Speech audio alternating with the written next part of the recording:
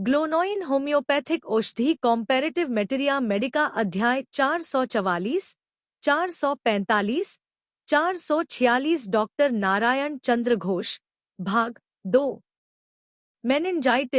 Meningitis मस्तिष्क झिल्ली का प्रदाह और उसकी वजह से चिल्ला उठना या चिल्ला कर रोना सेफेलिक क्राई। यह लक्षण एपिस में ही अधिक है और ग्लोनोइन में भी है। यदि इस लक्षण के साथ माथे में टपक का दर्द और उसके साथ ही वमन होता रहे तो एपिस की अपेक्षा ग्लोनोइन ज्यादा फायदा करती है। क्रोध आने या लू लग जाने की वजह से मस्तिष्क में रक्त संचय होने के कारण मस्तिष्क झिल्ली का प्रदाह मेनिंजाइटिस होने पर ग्लोनोइन और बेलेडोना की अपेक्षा एकोनाइट ज्यादा फायदा करती है। किंतु अगर ट्यूबरक्यूलर मेनिंजाइटिस हो जाए तो एकोनाइट से बिल्कुल ही फायदा नहीं होता। ग्लोनोइन में माथा गरम, हाथ पैर ठंडे, रोग के आरंभ से ही फिट आक्षेप होता है। माथे पर पानी ढालने से आक्षेप बढ़ता है।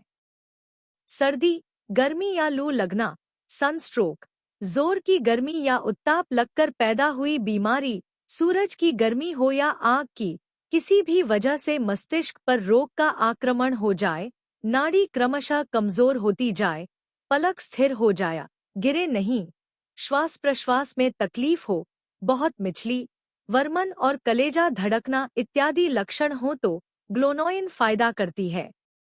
ग्लोनोइन में रोगी के पेट में एक तरह का दर्द, अतिसार और अत्यंत अरुचि होती है। मस्तिष्क पर दौरा होकर वमन, यह बेलेडोना, एपिस-मेल और एपोमॉर्फिया में भी है। राह में चलते चलते एकाएक बेहोश सा हो जाना, थोड़ा बहुत होश रहने पर भी उसका यह पूछना कि वह कहाँ है, अपना मकान और राह भूल जाना, इसकी ग्लोनोइन उत्कृष्ट दवा है। हृदपिंड की बीमारी, ग्लोनोइन में कलेजा धड़कने का लक्षण बहुत ज्यादा है। धड़कन छाती के सिवा समूचे शरीर, यहाँ तक कि अंगुली की नोक तक मालूम होती है। हृदशूल, एंजाइना पेक्टोरिस की बीमारी में खून का वेग हृदपिंड की ओर जाने के कारण एक तरह का कष्टकर स्पंदन मालूम होता है, जैसे कोई चिड़िया फड़फड़ा रही हो। उसके बाद जोर जोर से स्पंदन हुआ करता है। रोगी समझता है कि उसका हृदपिंड अभी फटने वाला है। श्वास लेने और छोड़ने में बहुत तकलीफ होती है। कलेजे में दर्द, कलेजे से आरंभ होकर क्रमशः चारों तरफ फैल जाता है, अंत में वह हाथ तक चला जाता है और तब हाथ में कुछ भी ताकत नहीं रहती। ऊंचा blood pressure, high blood pressure घटाने के लिए भी यह एक उत्कृष्ट दवा है। टंकार, एपिलेप्टिक कन्वल्शन, घातक या जबरदस्त टंकार और उसके साथ मस्तिष्क में रक्त की अधिकता। प्रसव के समय या प्रसव के बाद बहुत सी स्त्रियों को आक्षेपयुक्त टंकार हो जाता है। उस समय यदि यह देखने में आए कि चेहरा खून जैसा लाल और फूला हुआ है, नाड़ी मोटी और कड़ी है, मुंह से फेन आ रहा है, रोगिणी बेहोश हो रही है, हाथ की अंगुलियां कभी मुट्ठी में दबा लेती है और कभी अंगुलियां अलग अलग छितरा देती है, पेशाब में अंडलाल है, ये लक्षण रहें तो ग्लोनोइन फायदा करती है। ऐसे टंकार में बेलेडोना, स्ट्रोमोनियम, हायोसियामस, वेरेट्म, इग्नेशिया, ओपियम इत्यादि दवाओं की भी जरूरत पड़ती है। एकाएक शोक, दुहक, मनस्ताप इत्यादि कारणों से पैदा हुए टंकार या आक्षेप, अकड़न में इग्नेशिया या ओपियम, ग्लोनोइन में भी उक्त कारण निर्दिष्ट हैं।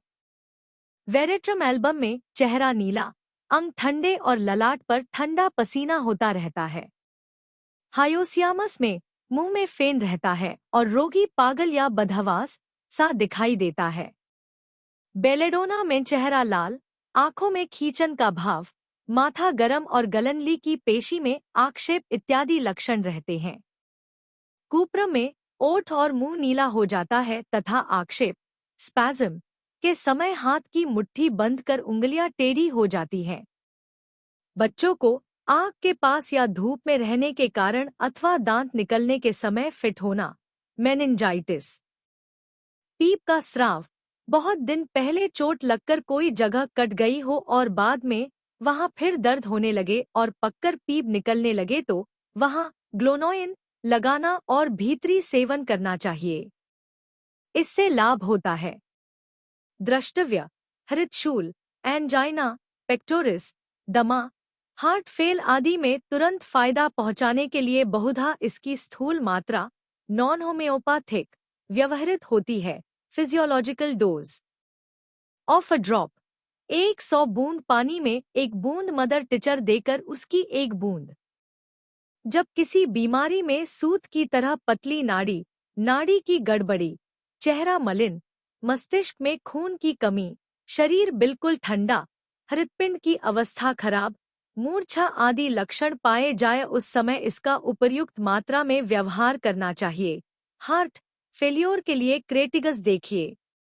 वृद्धि, सूर्य की गर्मी से, गैस की रोशनी से, सिर नीचा करने से, सीढ़ी चढ़ने पर।